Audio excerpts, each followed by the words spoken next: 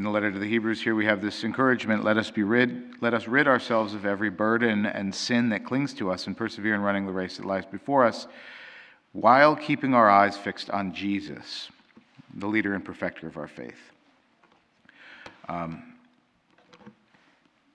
There are two things here. One, there's a negative, and then there's a positive, there's a push and there's a pull. First, we're told, get rid of every burden and sin. So we're talking about getting rid not just of burdens that are sinful, but of any burden. In the parable of the pruning of the grapevine, right, the vine tender prunes not only, well, he doesn't prune the bad branches, right? He actually prunes the good branches, which means he takes away some good things so that other good things might grow healthier and more robust, right? And so here Paul is saying you need to remove every burden, things that keep you from doing the will of God, even if they're good in your life, and to get rid of sin. Okay, so that's the first thing. The second thing is then persevere in running the race. It's going to be hard when you determine God's will. First of all, discerning God's will itself can sometimes be difficult.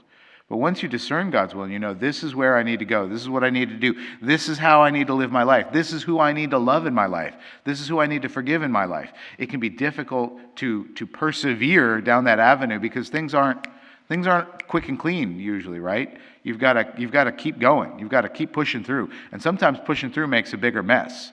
As long as that mess isn't sinful, it's okay. Keep pushing through. Persevere. Why?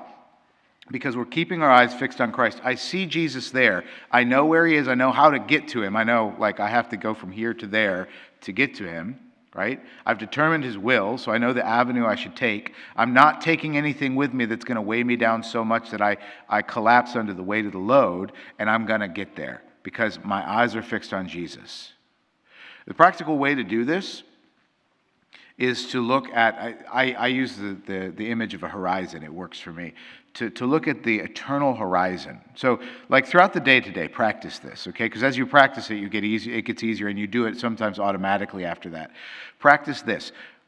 Whatever you're dealing with, ask yourself the question, what does this have to do, or how is this going to be evaluated when I cross over the horizon of eternity, right? So, let's say you're dealing with something that's not going your way. Okay, stop and pause and say, okay, what does this have to do with eternity? And if the answer is nothing, if the answer is when I get to heaven, I'm not going to care about this, then let it go. Practice letting it go. There are some things that you put up against the light of eternity, and you're like, no, that's going to mean something. There's a work of mercy the Lord's asking you to do, and you find it hard, you find it difficult or repulsive, and you don't want to do it, and you're like, man, what does this matter for eternity? And you put it up to the light of eternity, and you're like, oh, it matters a lot, right? Make it happen. Persevere. That's worth persevering over. That's a hill worth dying on, right? So practice this throughout the day. What does this mean for eternity? Look to the horizon of eternity. Look up from the earth and the terrestrial evaluation of things and say, what does this matter in eternity? Where's Jesus? He's in eternity.